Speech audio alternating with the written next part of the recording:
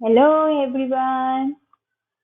Eastern Psychologist is here with the lecture number 3 of Forensic Psychology.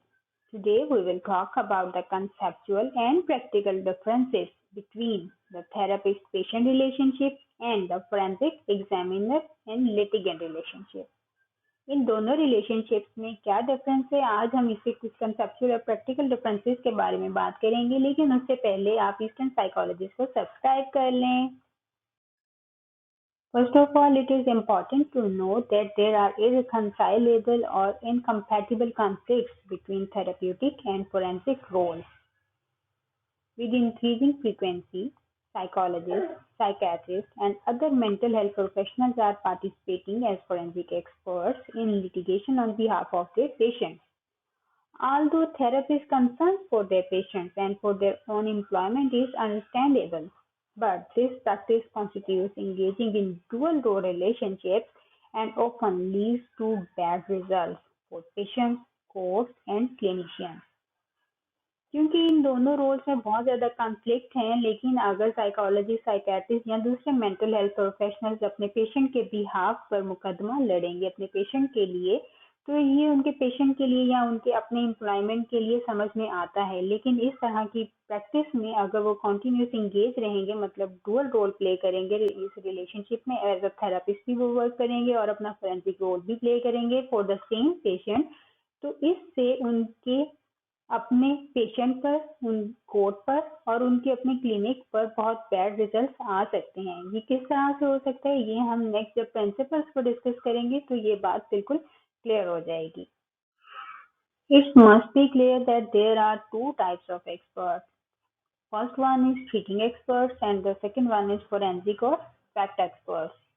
What distinguishes expert or fact witness from the treating experts?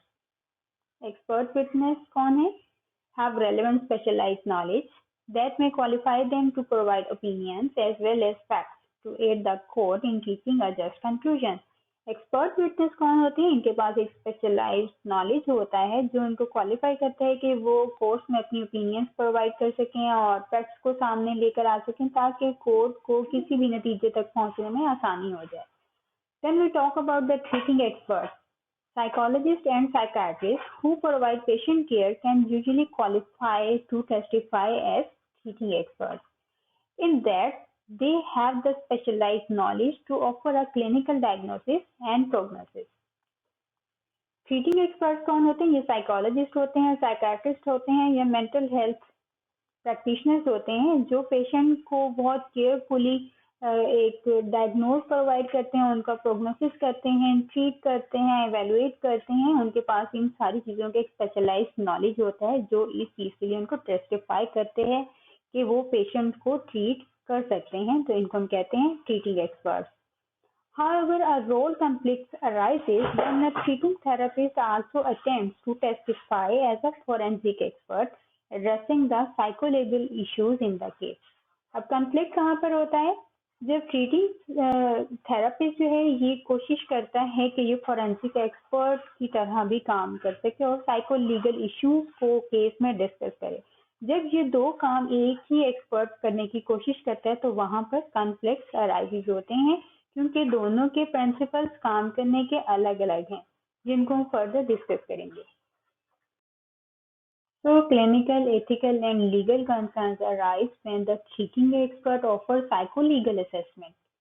An assessment for which the treating expert does not have adequate professional basis, for which there are inherent role conflicts, and for which there will almost certainly be negative implications for continued therapy.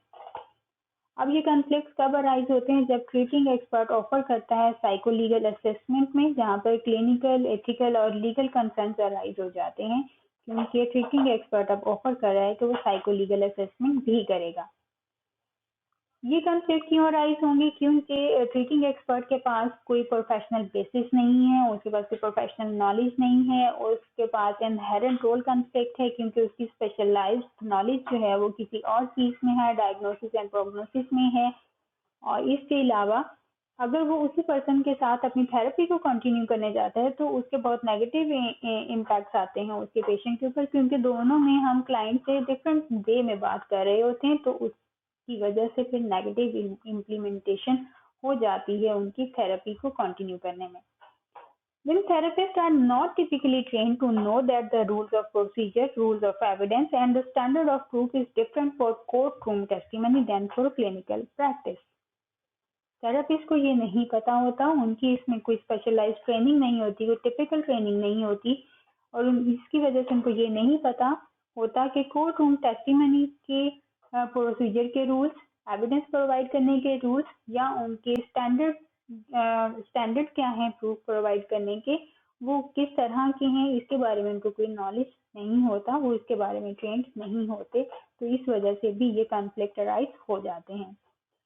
Thus, the fact forming the basis for a therapist's opinion may initially appear more accurate and complete than the facts that could be gathered in the separate forensic assessment. इसके साथ साथ ये भी बहुत हद तक सच है कि थेरेपिस्ट की जो ओपिनियन होती है, जो वो इनिशियली अपने थेरेप्यूटिक रिलेशनशिप में एक पेशेंट से, अपने क्लाइंट से इंफॉर्मेशन कलेक्ट करते हैं, वो जितनी ज़्यादा एक्यूरेट और कंप्लीट होती है, उतनी ज़्यादा एक्यूरेट और कंप्लीट इंफॉर्मेशन एक फोरेंसिक असेसमेंट के थ्रू फोरेंसिक एक्सपर्ट कलेक्ट नहीं कर सकता। ये भी यहाँ पर एक सच्चाई है। तो क्लिनिकल एक्सपर्ट्स अगर उनके थेरेप्यूटिक एक्सपर्ट से भी थोड़ी राय ले लें, थोड़ी इंफॉर्मेशन ले लें, तो फोरेंसिक एक्सपर्ट को काफ़ी हद तक हेल्प आउट हो जाएगी, बट ट्रीटिंग एक्सपर्ट को as a forensic expert work नहीं करना चाहिए on behalf of their patient. So, by examining the conceptual and practical differences between the therapist-patient relationship and the forensic examiner-litigant relationship, the superficial and perilous appeal of using a therapist as a forensic examiner is debunked or exposed as false. जब ये conceptual और practical differences सामने आए, तो therapist को as a forensic examiner use करने की appeal काफी हद तक डिबंक हो गई या एक्सपोज हो गई कि ऐसा करना काफी हद तक गलत है, क्योंकि ऐसा करना बहुत हद तक खतरनाक और रिस्की हो सकता है। Let's start from the first difference or principle number 1, that whose client is patient or litigant. सबसे पहले हमें ये आइडेंटिफाई करना है कि किसका क्लाइंट पेशेंट है और किसका litigant. As implied by the name, the patient and litigant has two roles, one as a therapy patient and another as plaintiff in the legal process. दो रोल हैं, आपको नाम से जाहिर हो गया। एक पेशेंट है जिसको हम थेरेपी प्रोवाइड करते हैं, और एक लिटिगेंट है जो मुद्दई है, दावा करने वाला है या फिर अदालत में अपना मुकदमा दायर करता है, उसको हम लिटिगेंट कहते हैं। हमें ये आइडेंटिफाई करना है कि किसका क्लाइंट क्या कहलाता है। So in care provision, the mental health practitioner's client is patient.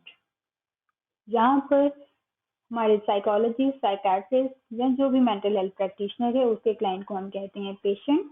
यहाँ पर हमारे थेरेपिस्ट आंसरेबल होते हैं अपने पेशेंट के सामने, वो जो भी डायग्नोज करते हैं, ट्रीट करते हैं, उसके क्या इवेल्युएशन हैं, उसके क्या रिजल्ट होंगे थेरेपी के, उन सब के लिए वो आंसरेबल है अपने पेशेंट के सामने।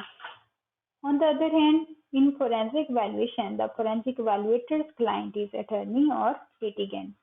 फोरेंसिक इवैल्यूएटर का क्लाइंट एक अटर्नी हो सकता है और एक लिटिगेंट हो सकता है, और एक फोरेंसिक एक्सपर्ट आंसरेबल होता है इस अटर्नी या लिटिगेंट के सामने। अटर्नी ने, वकील ने क्योंकि फोरेंसिक एक्सपर्ट को हायर किया होता है, या फिर लिटिगेंट ने डायरेक्टली फोरेंसिक इवैल्यूएटर को हायर किया होता है, so they are answerable in front of these clients. Second difference or the principle number 2, the relational privilege that governs disclosure in each relationship. यहाँ पर अब हमें ये देखना है कि इन दोनों रिलेशनशिप्स में, जो केयर प्रोविजन में होता है या फोरेंसिक वैल्यूएशन में जो रिलेशनशिप होता है, इसमें ये राइट किसके पास है कि जो भी उनके आपस में कम्युनिकेशन हुई है या जो भी कंटेंट वहाँ पे कवर किया गया है उसको डिस्क्लोज किया कर दिया जाए, ये राइट किसके पास होता है। क्योंकि बेसिकली ये सारी इंफॉर्मेशन प्रोटेक्टेड होती है, हम इसको डिस्क्लोज नहीं करते, ये हमने पहले ही बताया होता है। हमारे इन्फॉर्म कंसेंट में हम ये सारी बात कहते हैं उनसे कि हम आपकी सारी इंफॉर्मेशन को कॉन्फिडेंशियल रखेंगे। तो अब अगर डिस्क्लोज करना हो तो ये राइट किसके पास है? केयर प्रोविजन में ये राइट थेरेपिस्ट या पेशेंट दोनों के पास होता है, लेकिन थेरेपिस्ट मोस्टली इसको तब डिस्क्लोज करते हैं अगर कोर्ट्स के ऑर्डर हों, और ज़्यादातर अगर देखा जाए तो पेशेंट इसको खुद ही रिवील कर देता है, ये सारी इंफॉर्मेशन को डिस्क्लोज कर देता है। फोरेंसिक इवैल्यूएशन में बात करें तो ये राइट होता है अटर्नी या क्लाइंट दोनों के पास होता है, या फिर अटर्नी की जो वर्क प्रोडक्ट प्रिविलेज होती है वहाँ पर उसको अपनी वर्क की प्रोडक्टिविटी को बढ़ाने के लिए वो समटाइम्स एज अ सैम्पल उसको या फिर एज एन एग्जाम्पल उस इंफॉर्मेशन को डिस्क्लोज कर देता है, लेकिन ज़्यादातर ये क्लाइंट अटर्नी के पास होता है। फोरेंसिक वैल्यूएटर के पास ये राइट नहीं होता क्योंकि वो अटर्नी के लिए एज एन एजेंट वर्क कर रहा होता है, तो उसको जो भी इंफॉर्मेशन वो गेन करेगा अपने क्लाइंट से, लिटिगेंट से, उसको वो सारी अटर्नी को बतानी होगी। तो यहाँ पर ये राइट अटर्नी के पास होता है, यहाँ पे क्लाइंट के पास होता है, वो भी कोर्ट के ऑर्डर के अकॉर्डिंग उनको डिस्क्लोज करना होता है। थर्ड डिफरेंस और the principle number 3, the cognitive set and evaluative attitude of each expert. यहाँ पर अब हम कॉग्निटिव सेट की बात करेंगे और हर एक्सपर्ट का इवैल्यूएटिव एटीट्यूड किस तरह का होता है उस पर बात करेंगे।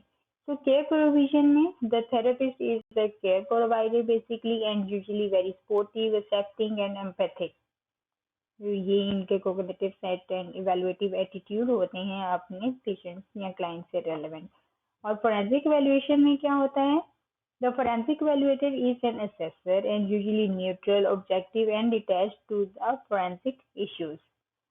फोरेंसिक इश्यूज की वजह से इनको न्यूट्रल रहना होता है, ऑब्जेक्टिव होते हैं, डिटैच्ड होते हैं, ताकि किसी भी तरह की कोई साइको लीगल इश्यूज जो हैं वो क्रिएट ना हो जाएं। उनसे बचने के लिए इनका जो एटीट्यूड होता है और कॉग्निटिव सेट होता है वो कुछ इसी तरह का होता है जैसे मैंने आपको बताया।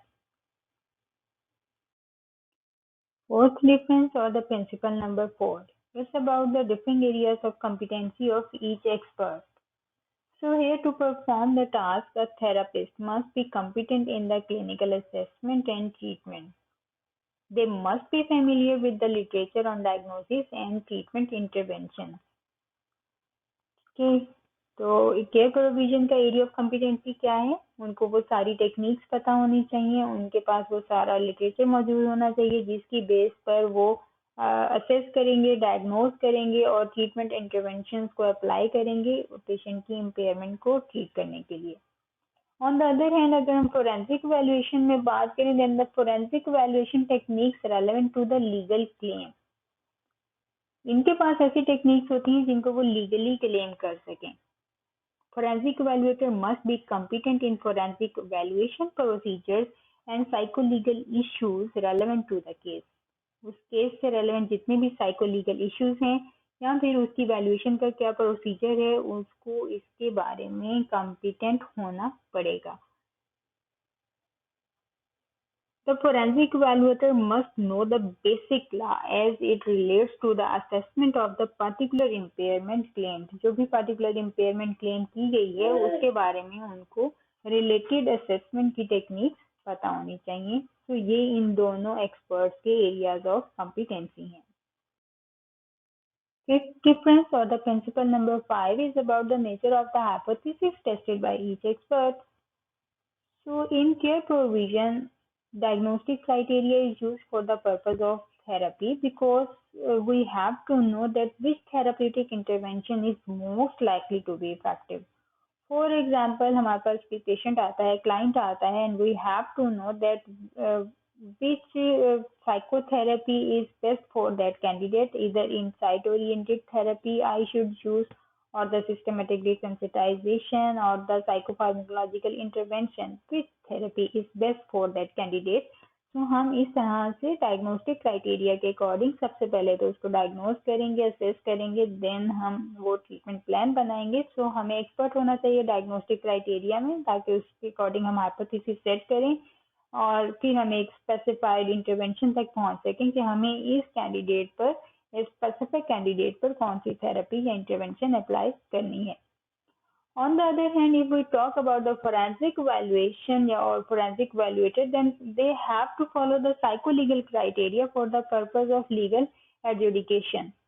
अब इनको साइकोलीगल क्राइटेरिया को जो भी है इनका उसको लीगल एडजुडिकेशन के पर्पस के लिए उसको यूज करना है। जो भी इनके पास पार्टिकुलर केस है उसके जितने भी एलिमेंट्स हैं लॉज के, कौन से लॉज एप्लीकेबल हैं उस लीगल केस में, उन सब का क्राइटेरिया उनको पता होना चाहिए, कौन कौन से एरियाज को उन्होंने फोकस करना है इस केस के अकॉर्डिंगली। तो वो उसके हाइपोथेसिस सेट करेंगे। फॉर एग्जांपल अगर किसी की डेथ हो गई है तो उसके जितने भी स्पेसिफाइड लॉज होंगे, एलिमेंट्स होंगे जिसको फॉलो करते हुए वो उस सारी क्वेश्चंस को असेस करेंगे जो उनके ज़हन में उस पार्टिकुलर केस को सामने रखते हुए। The sixth difference or the principle number 6 is the scrutiny applied to the information utilized in the process and the role of historical truth. यहाँ पर अब हमें क्या पता करना है कि जो भी हमें इंफॉर्मेशन प्रोवाइड की गई है इस सारे प्रोसेस के दौरान हम उसको किस हद तक जांच पड़ताल उसकी करते हैं कि वो इंफॉर्मेशन कितनी सच है या कितनी झूठ है।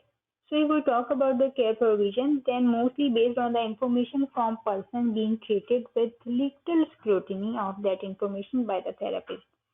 अब जो भी इंफॉर्मेशन प्रोवाइड करेगा वो जाहिर है वो पेशेंट ही वो हमें प्रोवाइड कर रहा होगा या उसके साथ जो भी उसके रिलेटिव्स होंगे वो हमें वो सारी इंफॉर्मेशन दे रहे होंगे। तो हाँ, थेरेपिस्ट के पास इतना टाइम नहीं होता है कि वो जाके वो सारी इंफॉर्मेशन की जांच पड़ताल करे दैट इधर दे आर ट्रू और फॉल्स। तो मोस्टली जो पेशेंट कहता है उसको उसके बाद उसकी बात पे यकीन करते हुए वो उसकी थेरेपी स्टार्ट कर देते हैं। तो बट लिटिल बिट स्क्रूटनी होती है कि साथ जो भी रिलेटिव्स हैं उनसे एक दफ़ा वेरीफाई कर लें कि क्या वाकई ऐसा है या नहीं। बट साइकोलॉजिस्ट ट्राई करते हैं कि वो एक स्पेसिफाइड पॉइंट तक पहुंच जाएं ताकि उसके बाद वो ट्रीटमेंट स्टार्ट करें। But on the other hand, if we talk about the forensic evaluation, then the litigant information supplemented with that of the collateral sources and scrutinized by the evaluator and the court. जो भी information हमें forensic evaluator को litigant provide करता है वो उसके सारे जितने भी रिलेटिव सोर्सेज होते हैं उन सब से भी डाटा कलेक्ट करते हैं और उसको इवैल्यूएट भी करते हैं, उसको स्क्रूटिनाइज भी करते हैं ताकि वो एक सही नतीजे तक पहुंच सकें क्योंकि यहाँ पर मामला लिटिगेंट का है। तो केयर प्रोविजन में स्क्रूटनी बहुत लिटिल बिट होती है लेकिन फोरेंसिक वैल्यूएशन में स्क्रूटनी मतलब जांच पड़ताल बहुत ज्यादा होती है। Seventh difference or the principle number 7 is about the amount and control of structure in each relationship. In care provision, it's the patient structured and relatively less structured than forensic valuation. Because जहाँ पर patient provide कर रहा होता है हमें structure उसके साथ क्या है, कैसा है, क्यों है, ताकि उसकी अच्छे से थेराप्यूटिक एवेल्युएशन हो जाए और उसके अच्छे से ट्रीटमेंट की जाए।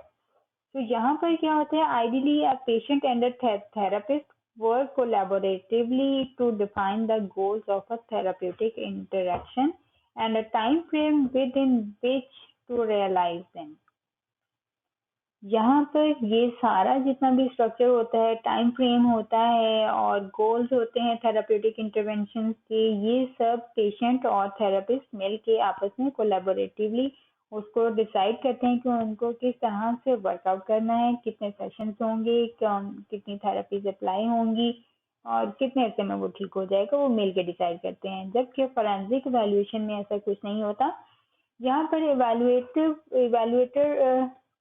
स्ट्रक्चर होता है, जो भी इवैल्यूएटर होगा, एक्सपर्ट होगा, वो स्ट्रक्चर करेगा इसको and relatively more structure than therapy. और ये थेरेपी की निस्बत ज़्यादा स्ट्रक्चर होता है क्योंकि इनके पास एक लिमिटेड टाइम दे दिया जाता है इनको कि आपने इस लीगल रूल के अंदर रहते हुए इस टाइम पीरियड के दौरान में आपने इसको सारी इंफॉर्मेशन को कलेक्ट करना है। तो यूजुअली इनके जितने भी इंटरव्यूज होते हैं वो स्ट्रक्चर्ड होते हैं। इनके पास बैटरीज होती हैं साइकोलॉजिकल टेस्ट की और फोरेंसिकली ओरिएंटेड हिस्ट्री होती है और उसके भी इनके पास इम्पेयरमेंट के क्वेश्चंस होते हैं। वो क्वेश्चंस के थ्रू ही इवैल्यूएट करते हैं और एक टाइम लिमिटेड होता है और बहुत वेल स्ट्रक्चर्ड होता है। लिमिटेड टाइम में इन्होंने सारा काम करना होता है। So there is a major difference among these. Eighth difference or the principle number 8 is about the nature and degree of adversarialness in each relationship. मतलब इन दोनों रिलेशनशिप्स में हम कितनी एक दूसरे की मुखालफत कर सकते हैं अपने क्लाइंट की needs. So if we talk about the care provision, a helping relationship almost, जाहिर है हम सब चाहते हैं ये बड़ा हेल्पिंग रिलेशनशिप होता है और बहुत कम ही होगा कि ये एडवर्सेरियल रिलेशनशिप हो।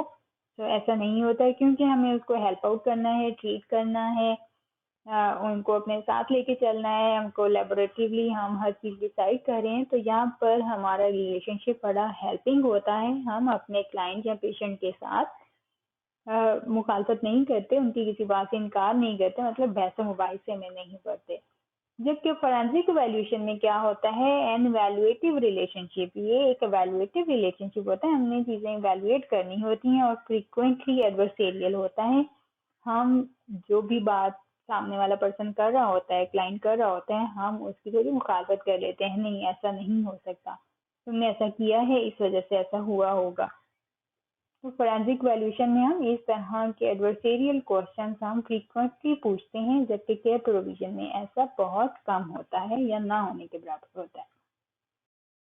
Ninth difference, or the principle number 9, what is the goal of the professional in each relationship?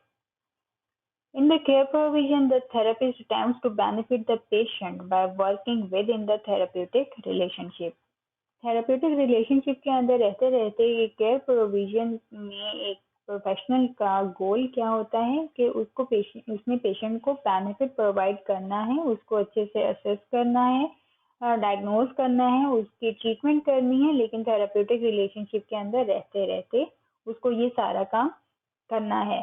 इससे रिलेटेड एक बड़ा ही इम्पोर्टेंट हिपोक्रेटिक ओथ है that into whatever house I enter, I will do so to help the sick, keeping myself free from all intentional wrongdoing and harm. मतलब care provision में एक professional का जो गोल होता है वो ये होता है कि उस इंटेंशनली उससे किसी को भी कोई नुकसान ना पहुंचे या वो किसी के साथ कुछ बुरा ना करे, जो भी हो सब अच्छा अच्छा हो जाए बस।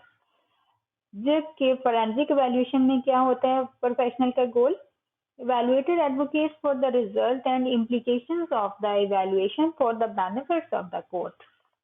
अब यहाँ पर इवैल्यूएशन में उसको क्यों बेनिफिट प्रोवाइड करना है कोर्ट को, क्योंकि जाहिर है अटर्नी ने उसको हायर किया है, वो अटर्नी का एजेंट है, तो वो किसी जो भी लीगल कॉन्फ्लिक्ट्स हैं उनको एक सोल्यूशन मिल जाए, उस सोल्यूशन में पहुंचाना ही इस प्रोफेशनल का गोल होता है, उस सोल्यूशन तक पहुंचाना इस प्रोफेशनल का गोल होता है। Here, the forensic examiner is obligated to be neutral, independent, and honest without becoming invested in the legal outcome. तो यहाँ पर फोरेंसिक इवैल्यूएटर को ऑनेस्ट होना है, उनको इंडिपेंडेंट भी होना है, उनको न्यूट्रल भी रहना है और किसी तरह की कोई इन्वेस्टेड पर्सन नहीं बनना है उनको इस लीगल आउटकम में। तो उसकी जितनी भी फाइंडिंग्स होंगी उन सब को एडवोकेट किया जाएगा वहाँ पे, ताकि ज्यूरी जो है वो किसी कंक्लूजन तक पहुँच सके। तो उस कंक्लूजन तक पहुँचने में ज्यूरी की हेल्प करना, कोर्ट की हेल्प करना इस प्रोफेशनल का गोल है। 10th difference, or the principle number 10, that what is the impact of critical judgment by the expert on each relationship. If we talk about the care provision, तो जो भी critical judgement की जाएगी किसी भी प्रोफेशनल की तरफ से, तो उसका उनके रिलेशनशिप पर क्या इफेक्ट होगा। केयर प्रोविजन में हम बात करें तो इनका जो रिलेशनशिप होता है बेसिकली ये थेराप्यूटिक अलायंस होता है, और यहाँ पर क्रिटिकल जजमेंट अगर की जाएगी तो उनके इस अलायंस को वो इम्पेयर कर देगी, क्योंकि ये पॉजिटिव रिलेशनशिप है ताकि हम थेरेपी को सक्सेसफुली कंप्लीट कर सकें। यहाँ पर थेरापिस्ट एंटर कर सकता है, एक पेशेंट की अपनी प्राइवेट परसेप्चुअल वर्ल्ड में एंटर हो सकता है, उसको अंडरस्टैंड कर सकता है, लेकिन बिना किसी हार्म के, बिना किसी थ्रेटन के उनको ये सारा काम करना होता है। On the other hand, if we talk about the forensic evaluation, then the basis of the relationship is evaluative and critical judgment is unlikely to cause serious emotional harm. यहाँ पर क्योंकि फोरेंसिक एग्जामिनर असेस कर रहा होता है, उसको जज कर रहा होता है, क्योंकि उसने रिपोर्ट करना होता है एक थर्ड पार्टी को। थर्ड पार्टी मींस अटर्नी, जज या ज्यूरी जो भी है, उसको उसमें उस थर्ड पार्टी को रिपोर्ट करना होता है कि उसने क्या असेस किया। ताकि वो इस सारी इंफॉर्मेशन को एक एडवर्सेरियल सेटिंग्स के अंदर यूज कर सकें। एडवर्सेरियल सेटिंग भी जो मुकदमा चल रहा होता है, हम एक दूसरे से बहस मुबाहिसा कर रहे होते हैं, सबूत और शवाहिद इकट्ठे कर रहे होते हैं, तो वो एडवर्सेरियल सेटिंग में उन्होंने इस इंफॉर्मेशन को यूज करना होता है। तो अब इससे क्या हो सकता है, एक तो फोरेंसिक एग्जामिनर का रिलेशन जो होता है वो बड़ा डिटैच्ड होता है, और अब वो फोरेंसिक साइकोलॉजिस्ट है या साइकेट्रिस्ट है, वो किसी भी हेल्पिंग रिलेशनशिप में अपने लिटिगेंट के साथ इंगेज नहीं होता, तो उसकी जो भी इवेल्युएशन होगी, उसकी जो भी जजमेंट होगी, उससे बड़ा सीरियस और लास्टिंग इमोशनल हार्म हो सकता है लिटिगेंट को। तो यहाँ पर केयर प्रोविजन और फोरेंसिक इवेल्युएशन में आपको यहाँ क्रिटिकल जजमेंट का पता लग गया होगा कि कहाँ पर क्रिटिकल जजमेंट होती है। तो क्रिटिकल जजमेंट का इम्पैक्ट आपको पता लग गया। अब हम इन सारे पॉइंट्स को एक दफ़ा समराइज कर लेते हैं कि हमने कितने पॉइंट्स पढ़े, मीन्स किन किन पॉइंट्स पर हमने आइडेंटिफाई किया कि ये दोनों रोल्स एक दूसरे से डिफरेंट हैं। पहले हमने क्लाइंट एंड पेशेंट लिटिगेंट की बात की, किसका क्लाइंट जो है वो पेशेंट है और किसका लिटिगेंट। देन हमने रिलेशनल प्रिविलेज की बात की। Number third, cognitive test and evaluative attitude की बात की। Then areas of competency, then nature of tested hypothesis, scrutiny of information, amount and control of structure, nature and degree of adversarialness, professional goal, impact of critical judgment। ये वो 10 की points हैं जिनको सामने रखते हुए हमने इन दोनों रोल्स को आइडेंटिफाई किया और इनको एक दूसरे से डिफरेंशिएट किया। तो आई होप आपको ये